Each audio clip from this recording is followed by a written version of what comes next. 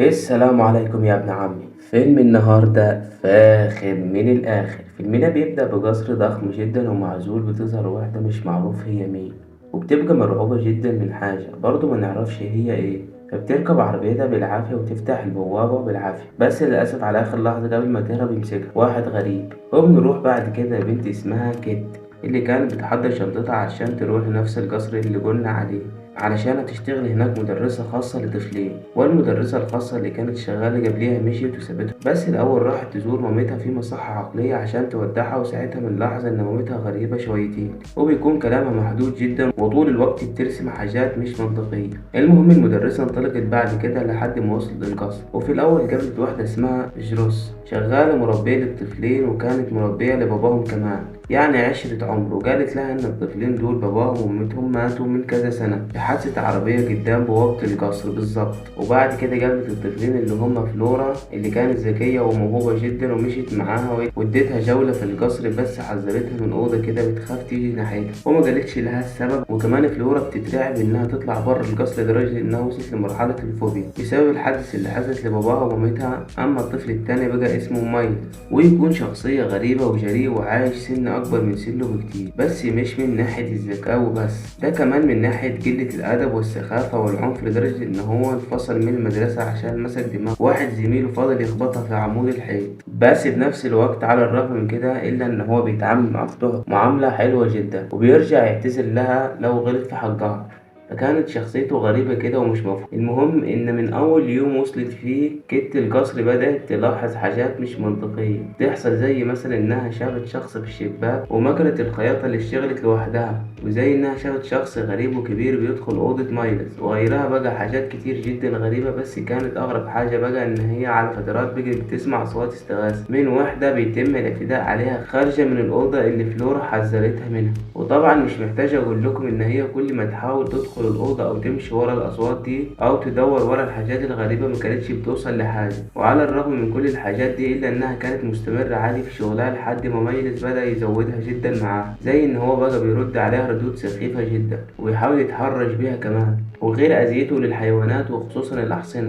ولما كيت سألته ليه بتعمل معاهم كده، قال لها كوانت هو اللي علمني كده، والمفروض إن كوانت ده كان شغال في الاسطبل بتاعهم وكان قريب جدا من مايلز، بس مات برضه من فترة. وهنا بتقرر كيت إنها تمشي وتسيب القصر بسبب معاملة مايلز والحاجات الغريبة اللي هي شافتها، لكن مش بتقدر وبترجع تاني عشان اتعلقت بفلورا، وكانت موعدها إنها ما تتخلاش عنها أبدا. وبرضه كان عندها شوية فضول تعرف إيه حكاية مايلز والمدرسة دي، فبدأت تسأل المربية جروس عليهم بما إن هي شغالة في القصر من زمان. فقالت لها إن المدرسة اللي قبليها كانت اسمها جيسل ومشيت عشان حصل خلاف كبير بينها وبين كوانت. وقلت لها إنه مات لما وقع من على الحصان وكان شارب ساعتها، بس فضلت تقول إن هو كان شخص وحش وعصبي جدا ومجرم، وللأسف كان نموذج سيء جدا لمايلز. ففهمت كيت بعد كده من كلام جروسي إن جيسل مشيت عشان كوانت ده اعتدى عليها، واتأكدت فعلا بعد ما قرأت مذكرتها. ومن بعدها بيجي بتشوف كوانت شخصيا على هيئة شبح بيظهر ويختفي أكتر من مكان، وفي مرة منهم أخد هيئة مايلز. حتى جيسل نفسها برضه بقت بتطلع لها وتطلب منها المساعدة وهي منهارة، وشعرها أو هيئتها بيكونوا كأنها كانت في مية. وطبعا بعد الرعب ده كله والحاجات اللي بتحصل لها دي، حالتها النفسية بقت وحشة جدا، خصوصا إن محدش من اللي في البيت بيشوف اللي هي بتشوفه ولا مصدقينها. وفي يوم من الأيام جروس دخلت عليها واديتها ظرف كده مبعوث من مامتها، ولما فتحته لقيت فيه رسومات مش منطقية، وبتلاقي آثار رجلين ماشية على الأرض. هو تبص من الشباك بتشوف جيسر رايحة ناحية الغابة، فقررت إنها تجمد قلبها وتجري عليها بسرعة جدا، وفضلت تمشي وراها وتسمع صوتها اللي لسه بيستغيث، لحد ما فجأة مسكت ايدها ونزلتها في البحر، وساعتها لقيت جثتها غرقانة ومتكتفة. علشان نعرف بعد كده ان كوانت بعد ما اعتدى عليها وحاولت تقاومه قام خنقها ورماها في البحر وبعدها كان بيسيطر على مايلز، وده بسبب تصرفاته الغريبة اللي كان بيعملها. وجروس المربية فهمت الأطفال وأي حد أن جيسل ثابت القصر وكوانت مات بسبب الحصان، علشان هي اللي موتته من كتر صفاته المعفنة والجرف اللي كان بيعمله.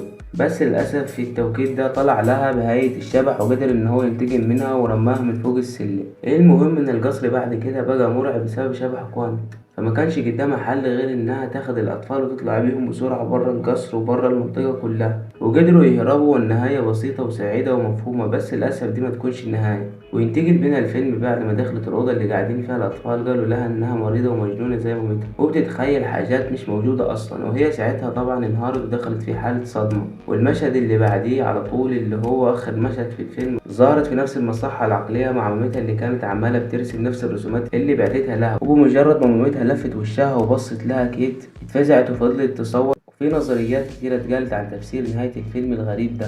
ومن أشهر النظريات إن كيت هي جيسيل اللي حصلت لها حالة الاعتداء، بس بعد ما دخلت في حالة صدمة وجاء لها مرض عقلي. وفي نفس الوقت مرضتش إنها تتخلى عن الأطفال، فرجعت لهم القصر وتخيلت بقى إن كوانت شبح وبيأذيها ويأذي الأطفال من كتر كرهها لكوانت بسبب اللي عملوا فيها. وده اللي خلى الأطفال وجروس بيقول عليها مجنونة وبتتخيل حاجات مش موجودة. وبالنسبة للحتة بتاعت إنها قدرت تهرب مع الأطفال دي، برضه كانت تخيلات على حاجة نفسها كانت تحصل. وبالنسبة لآخر مشهد في الفيلم لما مامتها لفت لها وصورت ده عشان مامتها أصلا ميتة أو مش موجودة. وفيلمنا بينتهي على كده. ما تنساش تصلي على النبي وتعمل لايك واشتراك في القناة.